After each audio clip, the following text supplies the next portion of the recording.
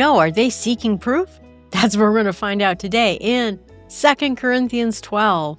Well, we talked about how Paul has been having this tough conversation, but loving conversation with the Corinthians. And now he says he's going to come a third time to visit them. All right, everyone, this is Jill from the Northwoods talking about the Bible one small chapter at a time. Are you reading along? Hope you are. This is a message that he has. He's coming again. He's going to come and visit him again, and said that every charge must be established with an evidence of 2 or 3 witnesses. This is a reference to Deuteronomy 19:15 that says that when the law requires witnesses, you have to have 2 or 3 witnesses. Keep in mind, people have that Bible passage that it says, where that if, someone is sinning, you go and you talk to them, and if they won't repent, then you bring 2 or 3 others, because where there are 2 or 3 together, God is with them. And people have interpreted that as, just to have a church, we just need 2 or 3 people to get together and have a church. The whole concept is about witnesses, that when you're going to talk to someone about a serious accusation, then you need to have 2 or 3 people, and God is there amongst them. That's kind of the law requirement of that in that particular time. And Paul isn't threatening to build a law case against them. He wants the Corinthians to know that this isn't gossip or hearsay, that these issues he's talking about is established truth, and he's very, very serious about it, and that this is a follow-up on a previous visit. As he mentioned back in chapter 2, he warned people who were sinning before and all the others that what they were doing is wrong, and now he's warning them again while he's not there in a letter form. And just like he did when he was there, he's doing there when he's not there. He's going to come again, and he says he's not going to spare them.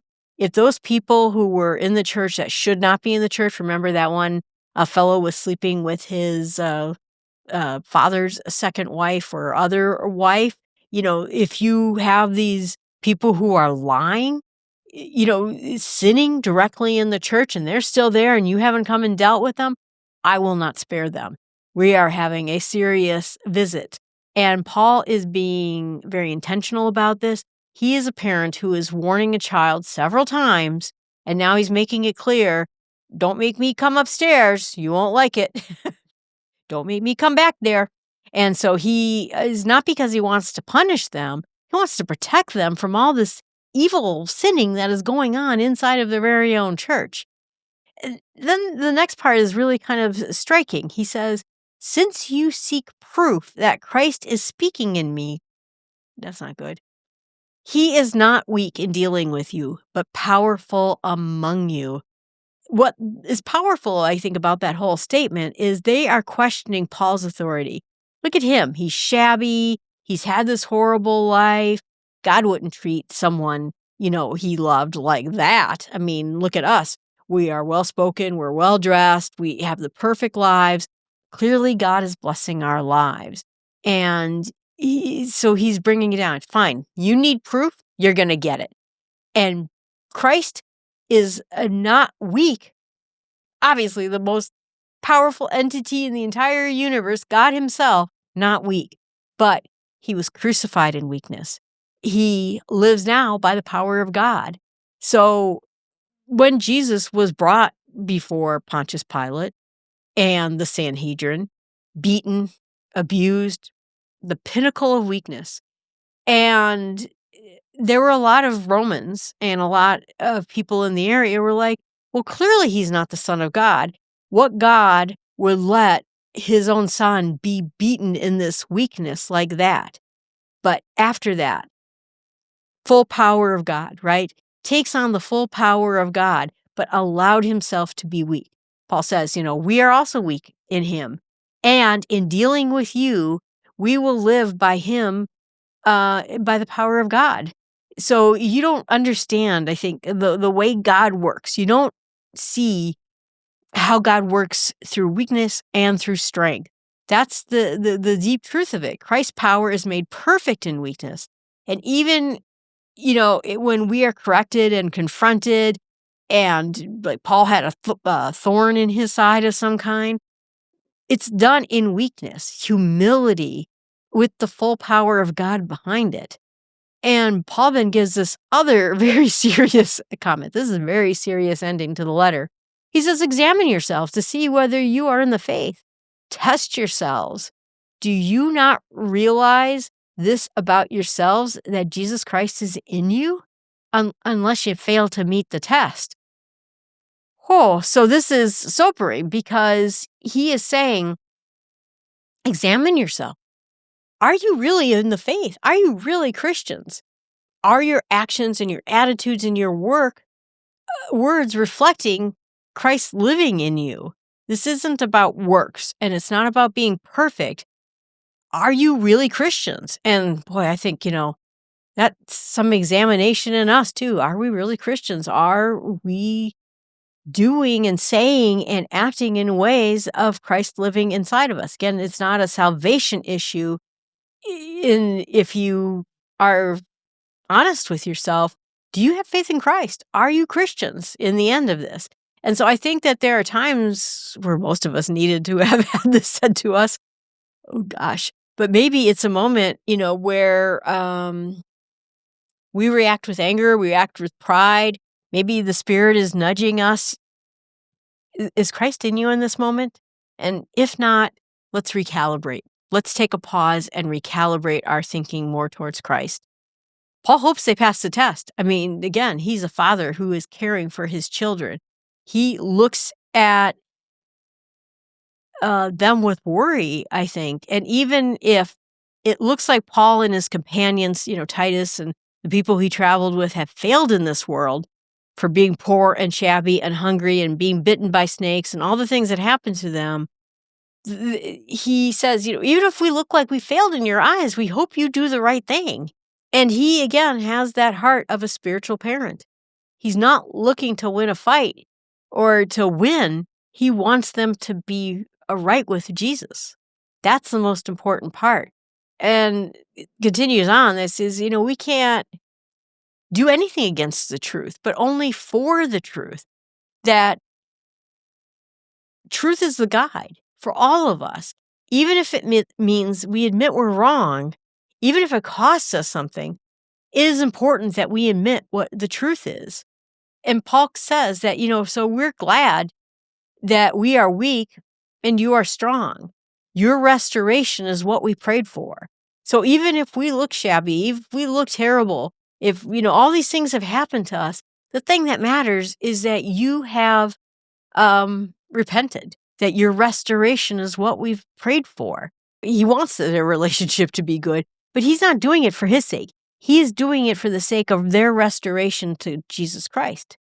A parent who disciplines their child is not trying to shame them, but trying to get them to restore to what is the right action to take, what is the good thing to do.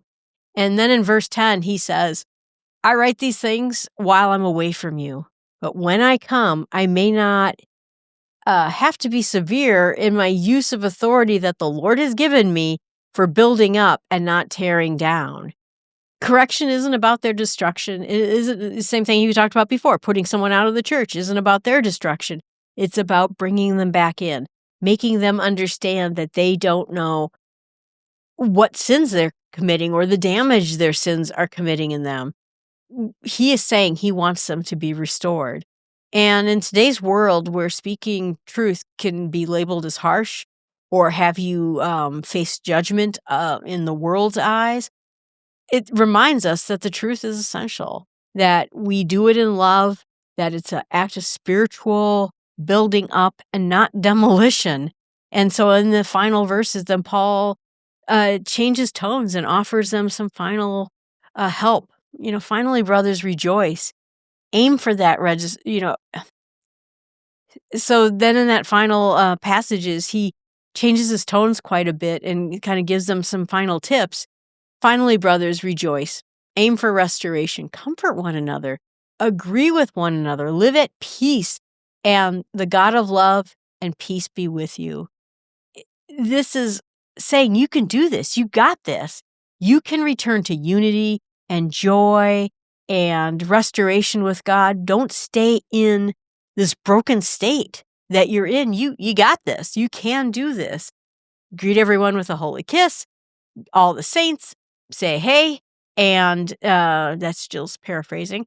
And it's not something, we do anymore, but, maybe like a hug, that kind of thing. We can hug each other with warmly as brothers and sisters in Christ. And then he gives the final blessing, which we've heard in churches many times: the grace of the Lord Jesus Christ and the love of God and the fellowship of the Holy Spirit be with you all. That's how my church closes every church service. There it is, Father, Son, and Holy Spirit, all in one verse. And so for those who say that there's no Trinity in the Bible, there it is. So we have coined the term Trinity, but that's the concept that Paul is spelling out right here. And it's in the form of a blessing.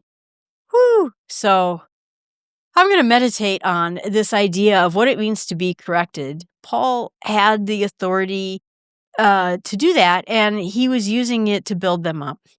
He was doing this to help them be restored to Jesus Christ and to reflect the lives that Jesus asked us to do.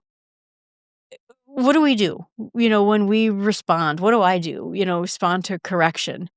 Do we assume it's an attack? Do we get prideful or indignant about it? Or do we stop and see this as an actual spiritual act of love? Like a parent who disciplines a child, they do it for good reasons. And God speaks to us in ways sometimes we don't like, and people who are looking out for us speak to us in ways we don't like. But it's for our benefit and our growth and our building up and our restoration. And it's hard to humble ourselves to hear those words in the loving way, but I hope we do. What I'm going to pray about is that God is perfect, that He doesn't give up on us, even though we are not perfect, that we need to be corrected, and that I hope that He helps us to receive rebukes with humility, to see it as a tool of restoration and change and not of rejection, and that He gives us this ability to recognize when something is in the form of correction is from God, is something that will help strengthen us to walk in the truth, help build us up, and that kind of, and live the kind of life, I guess, that it is a testimony to God's grace, His love, His forgiveness, His fellowship, and everything that we have in the Holy Spirit. And what I want to share with other people is that sometimes it's the harsh words that are the hardest to take, but are often the most valuable. The fact is that the most loving thing that someone can do is tell you the truth, especially when it is something to do with your relationship with God. I think that is hard. It's hard for a good parent to do. It's hard for us to do, but God disciplines those He loves.